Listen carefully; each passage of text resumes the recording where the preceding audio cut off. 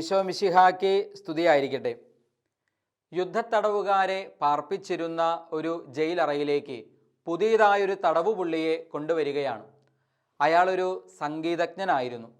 മനോഹരമായ വിധത്തിൽ ഫിഡില് വായിക്കാൻ കഴിവുണ്ടായിരുന്ന, ഗാനമാലപിക്കാൻ കഴിവുണ്ടായിരുന്ന ഒരു സംഗീതജ്ഞൻ. അദ്ദേഹം ആ ജയിലറയിൽ വന്നു കഴിഞ്ഞപ്പോൾ തൻ്റെ കയ്യിലുണ്ടായിരുന്ന ഫിഡിൽ ഉപയോഗിച്ച് മനോഹരമായ വിധത്തിൽ അദ്ദേഹം സംഗീതം പൊഴിക്കാൻ തുടങ്ങി. സുന്ദരമായ വിധത്തിൽ അദ്ദേഹം ഗാനം ആലപിക്കാൻ തുടങ്ങി. ആ സംഗീതത്തിൽ, അദ്ദേഹത്തിൻ്റെ ഗാനാലാപനത്തിൽ, ഫിഡിൽ വായനയിൽ ലയിച്ചുകൊണ്ട് നിൽക്കുന്ന സഹതടവുകാർ, അവർ യഥാർത്ഥത്തിൽ കുറ്റവാളികളൊന്നുമല്ല, യുദ്ധത്തടവുകാരായി പിടിക്കപ്പെട്ട് ജയിലറയിൽ അടയ്ക്കപ്പെട്ട വ്യക്തികളായിരുന്നു. അവരെല്ലാവരും സങ്കടത്തിലും ദുഃഖത്തിലും ആകുലതയിലും ഭയത്തിലുമൊക്കെ ആയിരുന്ന അവർ കുറേ നേരത്തേക്ക് അവരുടെ സങ്കടങ്ങളൊക്കെ മറക്കുകയാണ്, ദുഃഖമൊക്കെ മറക്കുകയാണ്. ആകുലതകളും ഉത്കണ്ഠകളും ഭയവും ഒക്കെ അവരുടെ ഹൃദയത്തിൽ നിന്ന് വിട്ടുപോവുകയാണ്. കാരണം അത്രയും സുന്ദരമായ സംഗീതത്തിലേക്ക് അവർ പതുക്കെ പതുക്കെ ലയിച്ച് അവരും അദ്ദേഹത്തോടൊപ്പം പാടാനും നൃത്തച്ചുവടുകൾ വെക്കാനും നൃത്തം കളിക്കാനും ഒക്കെ അവിടെ ആരംഭിച്ചു. അങ്ങനെ സംഗീതത്തിൻ്റെ വലിയൊരു ആരവം അവിടെ ഉയരുന്നു. ഈ ശബ്ദം കേട്ട് ജയിൽ അധികാരികൾ ഇതെന്താണ് സംഭവിക്കുന്നതെന്നറിയാതെ ഓടി വന്ന് നോക്കുമ്പോൾ ഇതാ പുതിയതായി വന്നു ചേർന്ന മനുഷ്യൻ ഫിഡിൽ വായിച്ച് എല്ലാവരെയും സന്തോഷിപ്പിക്കുന്നു, പാട്ടുപാടി എല്ലാവരെയും ആനന്ദിപ്പിക്കുന്നു. അവർക്ക് വല്ലാതെ ദേഷ്യമായി, അരിശമായി. ഓടി വന്ന ഒരു പട്ടാളക്കാരൻ ആ മനുഷ്യൻ്റെ കയ്യിൽ നിന്ന് ഫിഡിൽ തട്ടിപ്പറിച്ച് നിലത്തേക്ക് വലിച്ചെറിഞ്ഞു. ആ ഫിഡിൽ പല കഷ്ണങ്ങളായി ചിതറിപ്പോയി. എല്ലാവരും കുറച്ചു നേരത്തേക്ക് സ്തബ്ധരായി, അങ്ങനെ നിശബ്ദരായി നിൽക്കുകയാണ്. കുറച്ചു നേരത്തെ നിശബ്ദയ്ക്ക് ശേഷം പട്ടാളക്കാർ അരിശത്തോടെ അവിടെ നിന്ന് പോയി. കുറച്ചു കഴിഞ്ഞ് വീണ്ടും ഇതാ സംഗീതത്തിൻ്റെ ആരവം അവിടെ ഉയരുകയാണ്. ഇതെന്താണെന്നറിയാതെ ഓടി വന്ന് നോക്കുമ്പോൾ അവർ കാണുന്നു, ആ മനുഷ്യൻ, ആ സംഗീതജ്ഞൻ ഫിഡിൽ നഷ്ടപ്പെട്ടുവെങ്കിലും കൈകൊണ്ട് താളം പിടിച്ച്, സുന്ദരമായ വിധത്തിൽ കൈകൊണ്ട് താളം പിടിച്ച് അദ്ദേഹം പാട്ട് പാടുന്നു. ആളുകൾ ആ താളത്തിൽ ലയിച്ച്, ഗാനത്തിൽ ലയിച്ച് അദ്ദേഹത്തോടൊപ്പം നൃത്തം ആടാൻ അല്ലെങ്കിൽ നൃത്തം ചെയ്യാനായിട്ട് ശ്രമിക്കുകയും ചെയ്യുന്നു. ഇത് കണ്ട് ദേഷ്യം വന്ന പട്ടാളക്കാരും അതിലൊരാൾ തൻ്റെ അരയിൽ നിന്ന് വാള് വലിച്ചൂരി ആ മനുഷ്യൻ്റെ, ആ സംഗീതജ്ഞൻ്റെ 2 കൈകളും ഛേദിച്ചു കളഞ്ഞു, വെട്ടിമുറിച്ചു കളഞ്ഞു. അങ്ങനെ 2 കൈകളും നഷ്ടപ്പെട്ട അവസ്ഥയിൽ രക്തം വാർന്നൊലിച്ച് നിസ്സഹായനായി നിൽക്കുന്ന സംഗീതജ്ഞൻ. പ്രിയപ്പെട്ടവർ, ഈ കാഴ്ച കണ്ട് ഭയന്ന് വിറച്ച് കൂടെയുള്ള ആ സഹതടവുകാരൊക്കെ ഭയപ്പാടോടുകൂടെ ഇങ്ങനെ നോക്കി നിൽക്കുകയാണ്. അരിശത്തോടുകൂടെ ആ പട്ടാളക്കാർ അവിടെ നിന്ന് പോയി. ഏതാനും നിമിഷത്തെ നിശബ്ദത അവിടെ ഉണ്ടായെങ്കിലും കുറച്ച് കഴിഞ്ഞപ്പോൾ വീണ്ടും ഇതാ സംഗീതത്തിൻ്റെ കൂടുതൽ ശക്തമായ ആരവം അവിടെ നിന്ന് ഉയരുന്നു. പട്ടാൾക്കാർ അത്ഭുതത്തോട് ഓടി വന്ന് നോക്കുമ്പോൾ കാണുകയാണ്, ആ മനുഷ്യൻ ഇതാ 2 കൈകൾ നഷ്ടപ്പെട്ടുവെങ്കിലും ആ രക്തം വാർന്നൊലിച്ച അവസ്ഥയിലാണ് എങ്കിലും നൃത്തച്ചുവടുകൾ വെച്ച്, കാലുകൊണ്ട് നൃത്തച്ചുവടുകൾ വെച്ച് മനോഹരമായ ഗാനം ആലപിച്ച് അവിടെയുള്ളവരെ സന്തോഷിപ്പിക്കാനും ആനന്ദിപ്പിക്കാനും അവരുടെ ഉള്ളിലെ സംതൃപ്തിയില്ലായ്മ അല്ലെങ്കിൽ അസന്തോഷം, സമാധാനമില്ലാത്ത അവസ്ഥ, ഇതൊക്കെ നീക്കം ചെയ്യാനും പരിശ്രമിക്കുകയാണ്. ദേഷ്യം വന്ന പട്ടാളക്കാർ വീണ്ടും അരയിൽ നിന്ന് വാള് വലിച്ചൂരി ആ മനുഷ്യൻ്റെ 2 കാലുകളും വെട്ടിമുറിച്ച് കളഞ്ഞു. നമുക്ക് ആ മനുഷ്യൻ്റെ രൂപം ഒന്നിനി ഊഹിക്കാം. 2 കാലുകൾ നഷ്ടപ്പെട്ട, 2 കൈകൾ നഷ്ടപ്പെട്ട വെറുമൊരു മാംസപിണ്ഡമായി നിസ്സഹായനായി നിലത്ത് കിടക്കുന്ന ഒരു പാവം മനുഷ്യൻ. ഇനി ആ മനുഷ്യന് ഒന്നും ചെയ്യാൻ സാധ്യമല്ല എന്ന് മനസ്സിലാക്കിക്കൊണ്ട് പട്ടാളക്കാർ അവിടെ നിന്ന് പോകുന്നു. ഭയത്തോടെ വിറങ്ങലിച്ച് നിൽക്കുന്ന സഹതടവുകാർ എന്തു ചെയ്യണമെന്നറിയാതെ കുറേ നേരത്തെ നിശബ്ദത. പക്ഷെ കുറച്ച് കഴിഞ്ഞ് വീണ്ടും ഇതാ സംഗീതത്തിൻ്റെ ആരവം കൂടുതൽ ശക്തമായി ആ ജയിലറയ്ക്കുള്ളിൽ നിന്ന് ഉയരുകയാണ്. പട്ടാൾക്കാർ വീണ്ടും ഓടി വന്ന് നോക്കിയത് എന്താണ് ഇവിടെ സംഭവിക്കുന്നത്. അവർ നോക്കുമ്പോൾ കാണുന്നത് നിസ്സഹായനായി 2 കാലും 2 കൈയും നഷ്ടപ്പെട്ട് രക്തം വാർന്നൊലിച്ച് മാംസപിണ്ഡമായി രക്തത്തിൽ കുതിർന്നു കിടക്കുന്ന ആ മനുഷ്യൻ തളർന്ന സ്വരത്തിലാണെങ്കിലും പാടാനായിട്ട് പരിശ്രമിക്കുകയാണ്. അദ്ദേഹം പാടാൻ പരിശ്രമിക്കുകയാണ്. തൻ്റെ അവസാന മരണത്തിലേക്ക് അടുത്തുകൊണ്ടിരിക്കുന്ന നിമിഷങ്ങളിൽ പോലും സഹതടവുകാരെ ആനന്ദിപ്പിക്കാൻ, സന്തോഷിപ്പിക്കാൻ പാടാനായിട്ട് ശ്രമിക്കുകയാണ്. സത്യത്തിൽ കൂടെയുള്ള തടവുകാർ ഇത് കണ്ണുനീരോടെയാണ് നോക്കി നിൽക്കുന്നത് എങ്കിലും അദ്ദേഹം ആ സംഗീതം മീട്ടി തങ്ങളെ സന്തോഷിപ്പിക്കാൻ ശ്രമിക്കുന്നത് കാണുമ്പോൾ അവരുടെ സിരകളിലേക്ക് ആവേശം പടർന്നു കയറുന്നു. അവരുടെ ഹൃദയങ്ങളിൽ നിന്ന് ഹൃദയങ്ങളിലേക്ക് ഒരു ആവേശത്തിൻ്റെ ജ്വാല കയറുന്നു.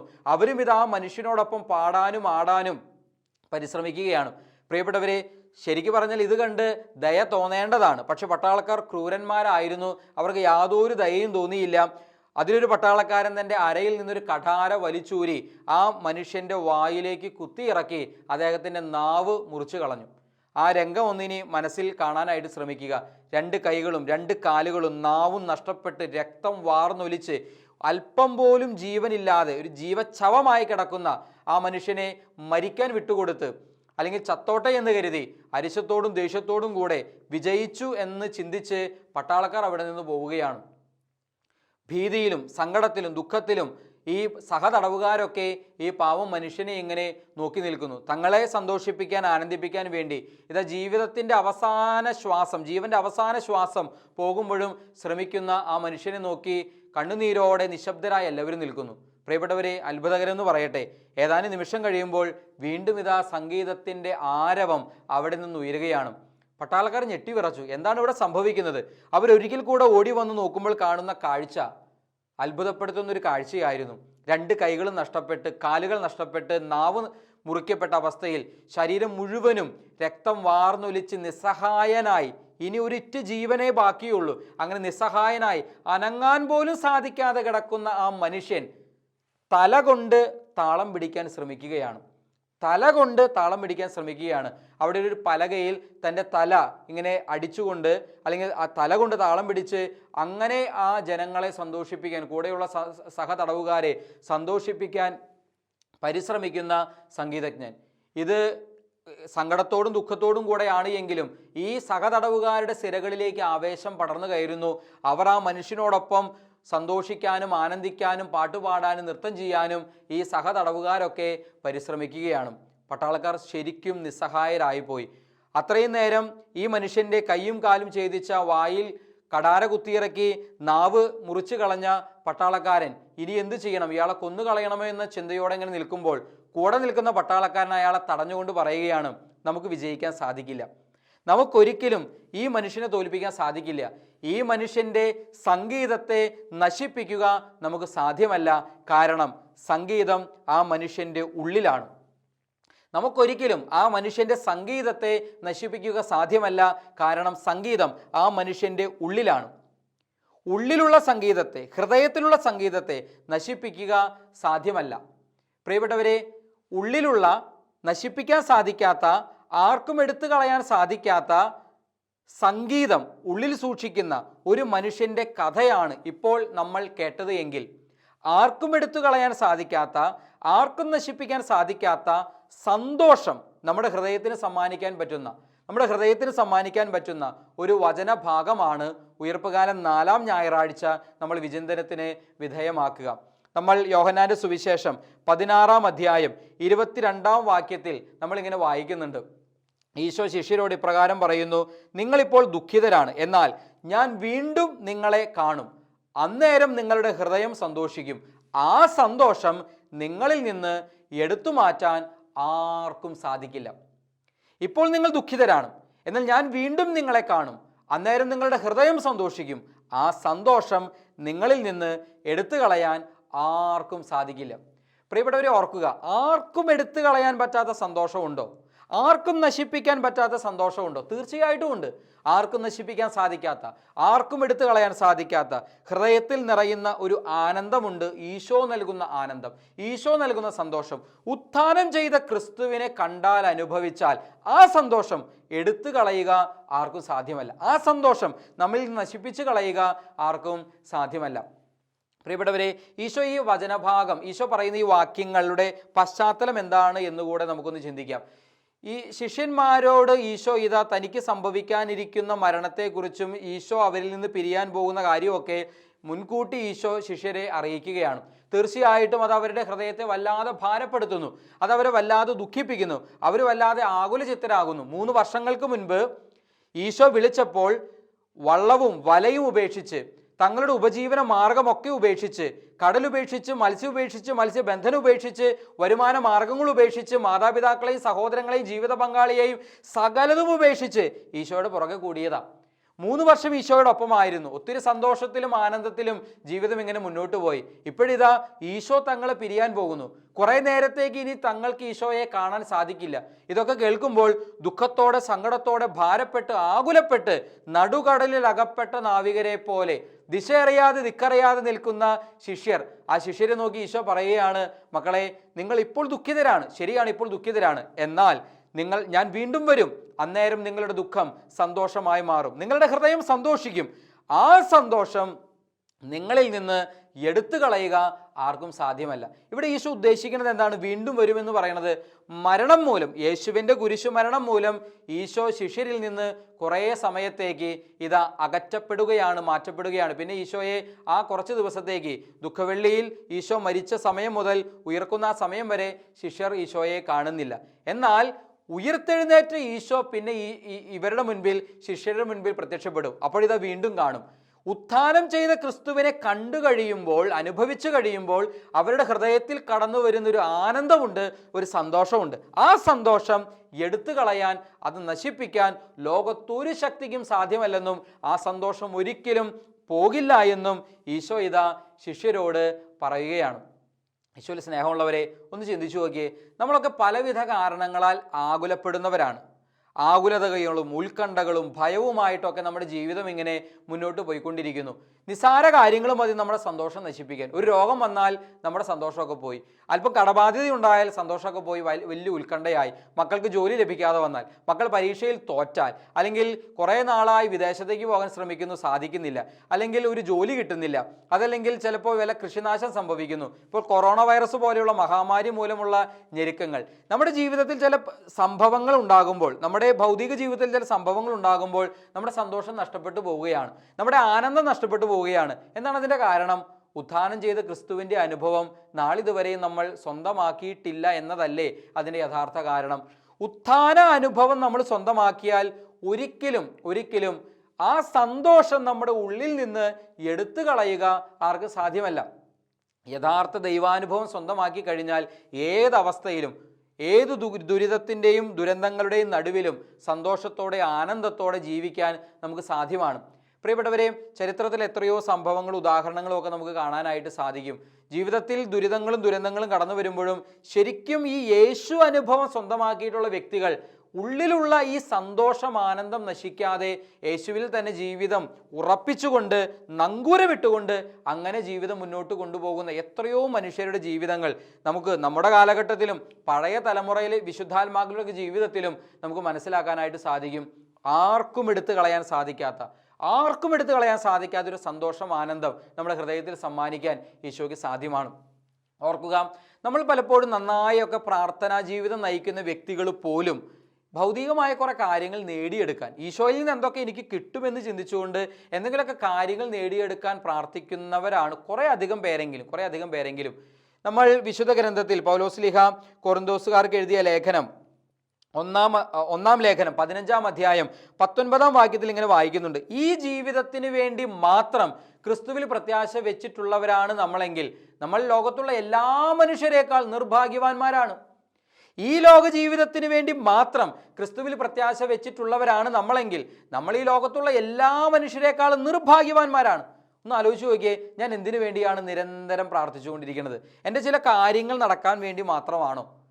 എനിക്ക് ജോലി കിട്ടണം, എനിക്ക് യാത്രാ തടസ്സങ്ങൾ മാറിപ്പോകണം, കടബാധ്യതകൾ മാറിപ്പോകണം, വരുമാന മാർഗങ്ങളൊക്കെ ക്രമീകരിക്കപ്പെടണം, മക്കൾ പരീക്ഷയിൽ വിജയിക്കണം, ഇങ്ങനെ കുറെ ഭൗതികമായ ആവശ്യങ്ങൾക്ക് വേണ്ടി മാത്രമായിട്ടാണോ നിരന്തരം നമ്മൾ പ്രാർത്ഥിക്കുന്നത്? അതോ എൻ്റെ പ്രാർത്ഥന എൻ്റെ ആത്മാവും ദൈവാത്മാവും ഒന്നായിത്തീരുന്ന, ആത്മാവ് ലയിക്കുന്ന, ദൈവാത്മാവിൽ എൻ്റെ ആത്മാവ് ലയിക്കുന്ന അങ്ങനെ ഒരു അനുഭൂതി വിശേഷത്തിലേക്ക് ഓരോ ദിവസവും ഈശോയോടുള്ള ബന്ധം ഇങ്ങനെ വർദ്ധിച്ചു വരും വിധത്തിൽ, യേശുവിനോടുള്ള സ്നേഹത്തിൽ വളരുന്ന വിധത്തിൽ എൻ്റെ പ്രാർത്ഥനാ ജീവിതം വളരുന്നുണ്ടോ? പ്രാർത്ഥനയിൽ വളരുന്നുണ്ടോ ഇല്ലയോ എന്നറിയാനുള്ള ഏറ്റവും നല്ല മാർഗം ഇതാണ്: ഈശോയോടുള്ള എൻ്റെ ബന്ധം ഓരോ ദിവസവും വളർന്നു വരുന്നുണ്ടോ? ഈശോയോടുള്ള എൻ്റെ സ്നേഹം ഓരോ ദിവസവും കൂടി വരുന്നുണ്ടോ? അതോ ഒത്തിരി പ്രാർത്ഥിക്കുമ്പോഴും ഈ ബന്ധം അകന്നാണോ പോകുന്നത്? നമ്മൾ പലരുടെയും കാര്യത്തിൽ ചിലപ്പോഴൊക്കെ ബന്ധം അകലാറുണ്ട്. എത്രയോ മനുഷ്യരുടെ ജീവിതങ്ങൾ കണ്ടിരിക്കുന്നു. ഒത്തിരി പ്രാർത്ഥിക്കുന്ന, ദിവസവും പള്ളിയിലൊക്കെ പോകും, കുർബാനയിൽ പങ്കെടുക്കും, ജപമാല ചൊല്ലും, കുടുംബ പ്രാർത്ഥന മുടക്കില്ല, ബൈബിൾ വായന മുടക്കില്ല, ഉപവാസം, പരിഹാരം, പരിത്യാഗം ഇതൊക്കെ ചെയ്യും. പക്ഷെ ജീവിതത്തിലൊരു ദുരിതം ഉണ്ടാകുമ്പോൾ, ദുരന്തം സംഭവിക്കുമ്പോൾ പെട്ടെന്ന് ഈശോയെ കൈവിടിയും, ഈശോയെ തള്ളിപ്പറയും. എത്രയോ മനുഷ്യരുടെ ജീവിതങ്ങൾ ഒരുപക്ഷെ അപ്രതീക്ഷിതമായി കടന്നു വന്ന ഒരു മരണമാകാം, ഏറ്റവും പ്രിയപ്പെട്ട ജീവിത പങ്കാളിയാകാം, മകനാകാം, മകളാകാം, ഒരാൾ പെട്ടെന്ന് മരിക്കുന്നു. അത്രയും നാൾ നടത്തിയ പ്രാർത്ഥനകളൊക്കെ എവിടെ പോയി? ഇത്രയൊക്കെ പ്രാർത്ഥിച്ചിട്ടും തൻ്റെ ഭക്തർക്ക് സംരക്ഷണം നൽകുന്ന ദൈവം എന്തുകൊണ്ട് എൻ്റെ കുടുംബത്തിന് സംരക്ഷണം നൽകിയില്ല, എൻ്റെ പ്രിയപ്പെട്ടവർക്ക് സംരക്ഷണം നൽകിയില്ല, എൻ്റെ ജീവിത പങ്കാളിക്ക് മക്കൾക്ക് സംരക്ഷണം നൽകിയില്ല, ഈ ചോദ്യത്തോടെ എന്നേക്കുമായി പ്രാർത്ഥന അവസാനിപ്പിക്കുന്ന എത്രയോ എത്രയോ എത്രയോ മനുഷ്യരുണ്ട്. അപ്പോൾ അത്രയും നാളുള്ള എൻ്റെ പ്രാർത്ഥനകളൊക്കെ സത്യത്തിൽ ഈശോയോടുള്ള ബന്ധത്തിൽ എന്നെ ആഴപ്പെടുത്തുകയാണോ ചെയ്തത്? നമ്മുടെ പ്രാർത്ഥനാ ജീവിതത്തെ നമ്മളൊന്ന് ആത്മപരിശോധന ചെയ്യേണ്ടതുണ്ട്. ഓരോ ദിവസത്തും എൻ്റെ പ്രാർത്ഥന, ഞാൻ പ്രാർത്ഥനയിൽ വളരുന്നതിനനുസരിച്ച് ഈശോയോടുള്ള ബന്ധത്തിലാണ് വളരേണ്ടത്, സ്നേഹത്തിലാണ് വളരേണ്ടത്. സ്നേഹിക്കുന്ന രണ്ട് വ്യക്തികൾ സ്നേഹിക്കുമ്പോൾ, ഞാനൊരു വ്യക്തിയെ സ്നേഹിക്കുന്നുണ്ടെങ്കിൽ ആ സ്നേഹിക്കുന്ന വ്യക്തിക്ക് വേണ്ടി എന്ത് ചെയ്യാം എന്നാണ് ഞാൻ എപ്പോഴും ചിന്തിക്കുക.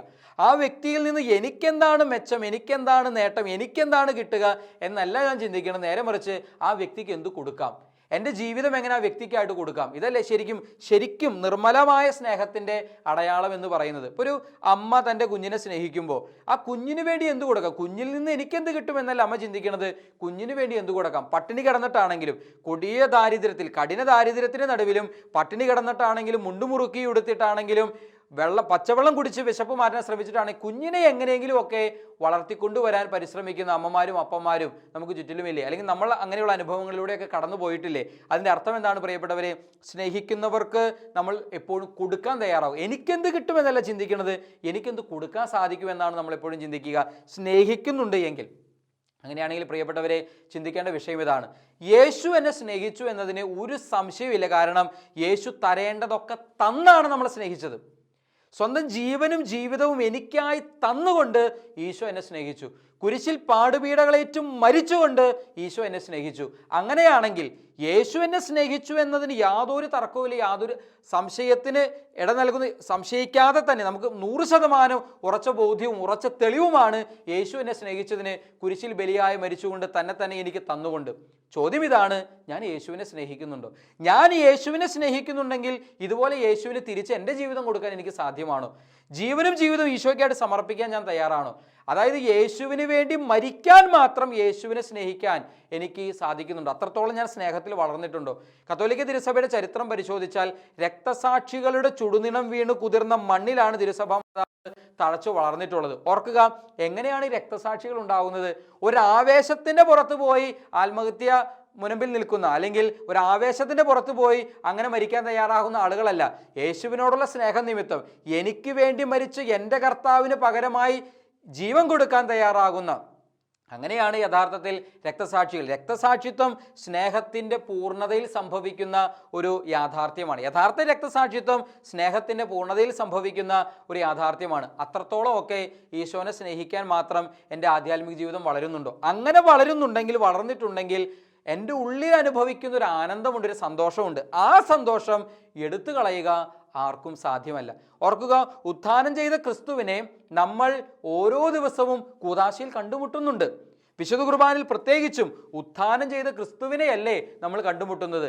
അതൊരു അനുഭവമായി എനിക്ക് മാറുന്നുണ്ടോ? അത് അനുഭവമായി എനിക്ക് മാറണമെങ്കിൽ ആ വിധത്തിലുള്ള ഒരുക്കവും തയ്യാറെടുപ്പും ഒക്കെ ബലിയർപ്പണത്തിൽ പങ്കെടുക്കുമ്പോൾ തീർച്ചയായിട്ടും ആവശ്യമാണ്. ഈശോയ്ക്ക് വേണ്ടി എന്ത് ചെയ്യാം, ഈശോയ്ക്ക് എന്ത് കൊടുക്കാം, എൻ്റെ ജീവിതം എങ്ങനെ ഈശോയ്ക്ക് സമർപ്പിക്കാമെന്ന് ഓരോ ദിവസവും ഓരോ നിമിഷവും നമ്മൾ ചിന്തിക്കേണ്ടതുണ്ട്. ആർക്കും എടുത്തു കളയാൻ സാധിക്കാത്ത, ആർക്കും നശിപ്പിക്കാൻ പറ്റാത്ത സന്തോഷവും ആനന്ദവും ഒക്കെ അപ്പോൾ നമ്മുടെ ഹൃദയത്തിൽ നിറയും. നമ്മളെല്ലാവരും കേട്ടിട്ടുള്ള ഒരു സ്ഥലപ്പേരാണ് നാഗസാക്കി. പേര് കേൾക്കാനുള്ള കാരണം, ലോക ചരിത്രത്തിൽ ആദ്യമായിട്ട് ആറ്റം ബോംബ് വർഷിക്കപ്പെട്ട 2 സ്ഥലങ്ങളിൽ ഒന്നാണ് നാഗസാക്കി. ഹിരോഷിമ, നാഗസാക്കി, 2 സ്ഥലങ്ങളിലോ അതിലൊന്നാണ് നാഗസാക്കി. ആറ്റം ബോംബൊക്കെ വർഷിക്കപ്പെടുന്നതിന് അനേക വർഷങ്ങൾക്ക് മുമ്പ്, കൃത്യമായിട്ട് പറഞ്ഞാൽ 1597 ഫെബ്രുവരി മാസം 5-ാം തീയതി അവിടെ ഈ നാഗസാക്കി തുറമുഖത്തിനടുത്തുള്ള കുന്നിൻ്റെ മുകളിൽ 26 കുരിശുകൾ നാട്ടി നിർത്തപ്പെടുകയാണ്. ആ കുരിശിൽ തറയ്ക്കുന്നതിന് വേണ്ടി 9ഓളം വൈദികരെയും 16ഓളം അൽമായരെയും ജപ്പാൻകാർ തന്നെയായ ക്രിസ്ത്യാനികൾ, അങ്ങനെ 16ഓളം പേരെയും ഇത് കൊണ്ടുപോവുകയാണ്. അവിടെ ചെന്ന് കഴിയുമ്പോൾ അതിലൊരു വൈദികൻ ഓടിച്ചെന്ന് കുരിശിനെ കെട്ടിപ്പുണരുകയാണ്. തനിക്ക് എന്തോ ഒരു വലിയ അവാർഡ് ലഭിച്ച ആനന്ദത്തിൽ, സന്തോഷത്തിൽ. അതിലൊരു അൽമായൻ പറഞ്ഞു, ഞാൻ 100% എനിക്ക് വേണ്ടി മരിച്ച എൻ്റെ കർത്താവിനെ വേണ്ടി ജീവൻ കൊടുക്കാൻ 100% സന്തോഷത്തോടെയാണ് ഞാൻ മരിക്കാൻ തയ്യാറാകുന്നതെന്ന്. അങ്ങനെ 26 പേരെയും അവർ കുരിശിൽ തറച്ചു. 26 പേരും കുരിശിൽ തറയ്ക്കപ്പെട്ട് കിടക്കുകയാണ്. പട്ടാളക്കാർ അവരുടെ ചങ്ക് കുന്തം കൊണ്ട് കുത്തിക്കീറി. പ്രിയപ്പെട്ടവരെ, മാസങ്ങളോളം ആ മൃതശരീരങ്ങൾ അവിടെ തന്നെ കുരിശിൽ തന്നെ തൂങ്ങിക്കിടക്കാൻ അവർ വിട്ടുകൊടുക്കുകയാണ്. കാരണം ക്രിസ്ത്യാനികൾ ഇത് കണ്ട് ഭയപ്പെടണം, അവർ ക്രിസ്തുമതം ഉപേക്ഷിക്കണം. അതിനു വേണ്ടിയിട്ടാണ് ഇങ്ങനെയൊക്കെ ചെയ്തത്. എന്നാൽ ഓർക്കുക പ്രിയപ്പെട്ടവരെ, തിരിച്ചറിയുക, ക്രിസ്തുവിനെ ചങ്കിൽ വഹിക്കുന്ന ഒരു വ്യക്തിക്ക് ഒരിക്കലും കുരിശ് കണ്ട് ഭയപ്പെടില്ല. ക്രിസ്തുവിനെ ചങ്കിൽ വഹിക്കുന്ന ഒരു വ്യക്തി ഒരിക്കലും കുരിശ് കണ്ട് ഭയപ്പെടുകയില്ല, സഹനം കണ്ട് ഭയപ്പെടുകയില്ല. അവൻ്റെ ഉള്ളു മുഴുവൻ ഉത്തിതൻ നൽകുന്ന ആനന്ദം കൊണ്ട്, സന്തോഷം കൊണ്ട് നിറഞ്ഞിരിക്കുന്ന അവസ്ഥയിലാണ്. അതുകൊണ്ട് നമ്മൾ ചിന്തിക്കേണ്ട ഒരു വിഷയം, നമ്മുടെ ജീവിതത്തിൽ ഇപ്പോൾ നമ്മൾ നേരിട്ടുകൊണ്ടിരിക്കുന്ന പ്രതിസന്ധികളാകട്ടെ, ആകുലതകളാകട്ടെ, ഉത്കണ്ഠകളാകട്ടെ, ഇതൊക്കെ യഥാർത്ഥത്തിൽ എന്തുകൊണ്ട് എൻ്റെ ജീവിതത്തിൻ്റെ സന്തോഷം കളയുന്നു?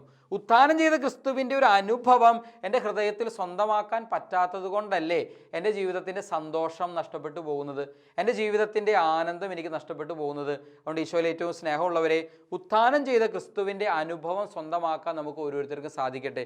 വിശുദ്ധ കുർബാനയിലും അനുദിന കൂദാശകളിലും അനുദിന പ്രാർത്ഥനയിലും നമ്മൾ ഓരോ നിമിഷവും പരിശ്രമിക്കേണ്ടത് എൻ്റെ ആത്മാവ് ദൈവാത്മാവുമായി ലയിക്കുന്ന തലത്തിലേക്ക് നമ്മുടെ പ്രാർത്ഥനകൾ പടിപടിയായിട്ട് ഉയരണം. നമ്മൾ ഒരുപാട് കേട്ടിട്ടുള്ള വാചകമാണ് വിശുദ്ധ അഗസ്തീനോസ് പുണ്യവാളൻ പറയുന്ന വാചകം, നിനക്കായി എന്നെ സൃഷ്ടിച്ച ദൈവമേ, നിന്നിൽ വിലയം പ്രാപിക്കുവോളം എൻ്റെ ആത്മാവ് അസ്വസ്ഥമാണ് എന്ന്. നമുക്കറിയാവുന്നതുപോലെ നമ്മുടെ ആത്മാവ് ദൈവാത്മാവിൽ ലയിക്കുവോളം മനസ്സ് അസ്വസ്ഥമാണ്. ഇത് പൂർണ്ണമായിട്ട് സാധിക്കുന്നത് എങ്ങനെയാണ്? മനുഷ്യാത്മാവ് ദൈവാത്മാവിൽ ലയിക്കുക മരണാനന്തരം സംഭവിക്കേണ്ട ഒരു യാഥാർത്ഥ്യമാണ്. എന്നാൽ ജീവിച്ചിരിക്കുമ്പോൾ തന്നെ അതെങ്ങനെ സാധിക്കും? അത് പ്രാർത്ഥന വഴിയാണ്. നമ്മൾ പ്രാർത്ഥനാ ജീവിതം നയിക്കുമ്പോൾ മനുഷ്യാത്മാവ്, എൻ്റെ ആത്മാവ് ഈശോയുടെ ഈ ആത്മാവുമായി അല്ലെങ്കിൽ ദൈവാത്മാവുമായി ലയിക്കുന്ന ഒരു ആനന്ദത്തിൻ്റെ അനുഭൂതിയിലേക്ക് പതുക്കെ പതുക്കെ വളരും. അതുകൊണ്ട് നമ്മുടെ പ്രാർത്ഥനാ ജീവിതം ഈ ഒരു വിധത്തിൽ നമുക്കൊന്ന് ക്രമീകരിക്കാൻ സാധിക്കട്ടെ. അങ്ങനെ വരുമ്പോൾ ഉത്ഥാനം ചെയ്ത ക്രിസ്തുവിൻ്റെ അനുഭവം എനിക്ക് സ്വന്തമാകും. ഉത്ഥാനം ചെയ്ത ക്രിസ്തുവിൻ്റെ അനുഭവം എനിക്ക് സ്വന്തമായി കഴിഞ്ഞാൽ എൻ്റെ ഉള്ളിൽ നിറയുന്ന ആനന്ദം എടുത്തു മാറ്റാൻ, എടുത്തു കളയാൻ ആർക്കും സാധ്യമല്ല. എൻ്റെ ഉള്ളിൽ നിറയുന്ന സന്തോഷം, ആനന്ദം, സംതൃപ്തി എടുത്തു മാറ്റാൻ, എടുത്തു കളയാൻ ആർക്കും സാധ്യമല്ല. സമാധാനമില്ലാത്തൊരു ലോകത്ത്, സന്തോഷമില്ലാത്തൊരു ലോകത്ത്, ആനന്ദം അനുഭവിക്കാൻ സാധിക്കാതെ വിഷമിക്കുന്നൊരു ലോകത്ത് നമ്മളിന്ന് ജീവിക്കുമ്പോൾ ഓർക്കുക, നമുക്ക് ഉള്ളിൽ സന്തോഷം നൽകാൻ, നശിപ്പിക്കാൻ പറ്റാത്ത, തകർക്കാൻ പറ്റാത്ത, ആർക്കും എടുത്തു കളയാൻ പറ്റാത്ത സന്തോഷം നൽകാൻ സാധിക്കുന്ന ഏക വ്യക്തി ഉത്ഥാനം ചെയ്ത ക്രിസ്തുവാണ്. അതുകൊണ്ട് ഉത്ഥിതൻ്റെ അനുഭവം സ്വന്തമാക്കാൻ എല്ലാവർക്കും സാധിക്കട്ടെ എന്ന് പ്രാർത്ഥിക്കുന്നു, ആശംസിക്കുന്നു. ഈശോ അനുഗ്രഹിക്കട്ടെ. പിതാവിൻ്റെയും പുത്രൻ്റെയും പരിശുദ്ധാത്മാവിൻ്റെയും നാമത്തിൽ ആമേൻ.